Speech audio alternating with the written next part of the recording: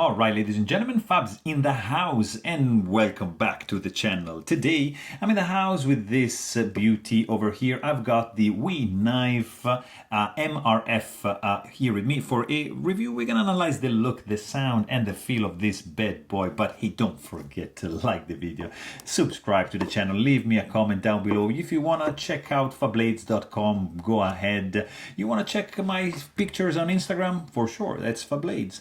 So let's go ahead and start checking out this slip joint from Knife. Overall length of this bad boy is going to be 8 inches with a 3.5 inch long blade, and the handle is going to be like 4.5. So let's see how this guy is comparing up against Sonterra #1 and Rat #2. Bam! Right in the middle, of course. This is the Benchmade bag out, and this is the Benchmade mini bag out. And as you can see, this is, of course, bigger than both. Bag outs are not like, famous to be bigger knives. This is the Spyderco Paramilitary 2, and of course, here you get the Spyderco Para 3 to show you that the Paramilitary 2 is a little bit bigger than that. So that can be a nice reference. Here you have your Chris Reeve knives, large Sebenza 21, and this is the small Sebenza 21. This guy is smaller than the large and bigger than the small. Then you got some fancy stuff I want to show you here, guys.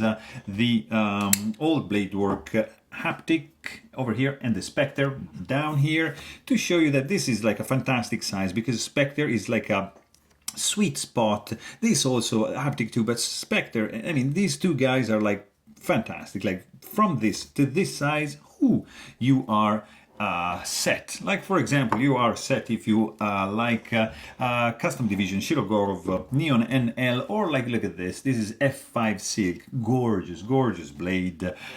Just to show you that this is bigger than that, of course. Yeah, I mean, guys, this is MRF. Look at this. Clean lines. This is designed by Markus Reichhardt. He's a German knife maker. MRF is Michael Reichhardt folder, because he's famous to make fixed blades, but in fact you kind of have like the allure of the fixed blade, but no, this is a slip joint, so it's a non-locking knife. It's gonna cost you around 175 bucks. It's made in China by Knife company. It's a very well made knife, I have to say, guys. Overall look, it's just clean, very simple lines. I like it. It's a slip joint, so you don't have any kind of lock. You have a nice construction under these two screws, and you have, as you can see, some nice carbon fiber, marbled carbon fiber scales. Pretty cool. The chamfering going on all around the edge, as you can see, and you have titanium liners underneath, and you have like a spring, which is this guy on the back. So we can't really see the inside. Actually, you can maybe see it. There is some skeletonization going on, so there's holes drilled to reduce the weight, and that's a fantastic thing, of course. But overall, this is like a 2D milled set of scales, so these are basically flush, nicely rounded off on the outside, but just there's no 3D-ness, no contouring on this surface right over here.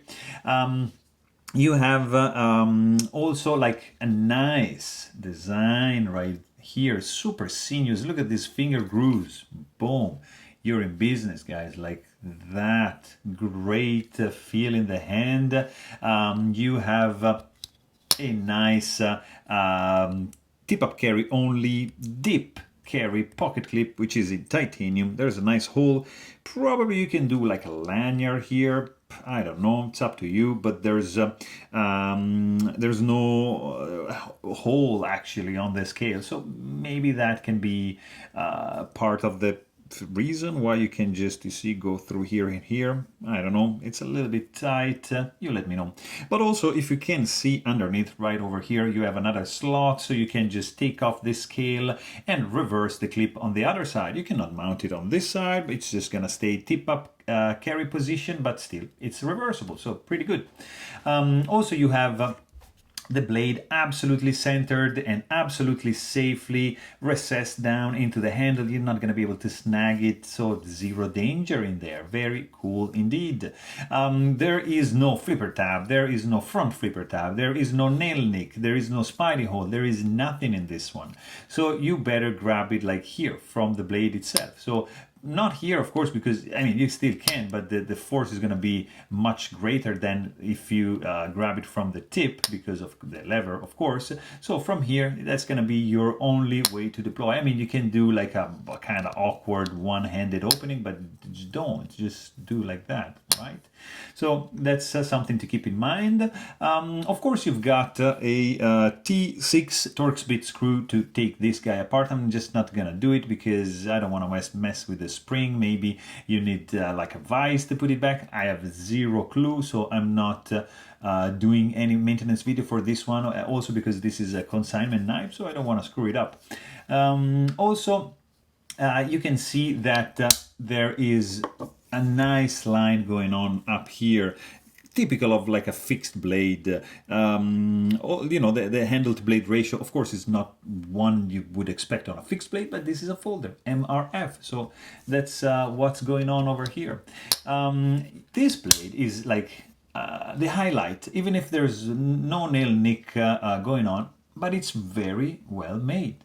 Beside my fingerprints, I want to show you like the finish that this guy is sporting. It's pretty cool. It's a very nice finish. There is no jimping going on. You got some nice crowning on the spine.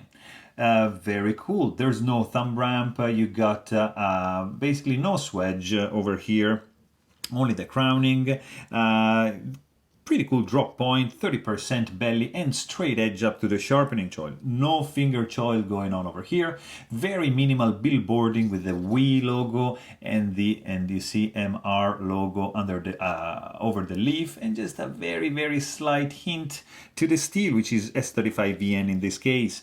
Plunge grind is kind of like oblique, and it's revealing the thickness behind the edge of this blade, which we can check. Like the stock is going to be 0.114, and the thickness behind the edge, look at that, is going to be 0.015. So very cool slicer with this flat grind, almost like full flat. There's a little bit of flats going on over here from this ricasso, and then extending up to kind of like this point, but I would say, yeah, full flat grind going on over here.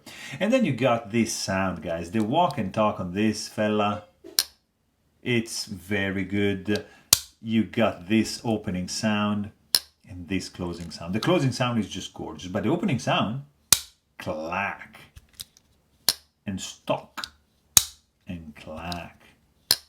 Oof, it's really good. It's strong, loud. The opening is loud, clack. Closing, like a nice dampened thud, but also kind of like, oof, very satisfying noise. Oh, and this guy, strong spring going on in the back of this fella right over here. Beautiful walk and talk, and here we are going to check out the weight on this fella because actually it feels really good in the hand.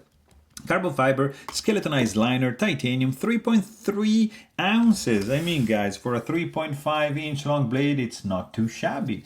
And also consider the fact that there's no hot spots whatsoever, zero sharp edges. It's pretty easy to disengage the lock. It's not a lock, but the spring.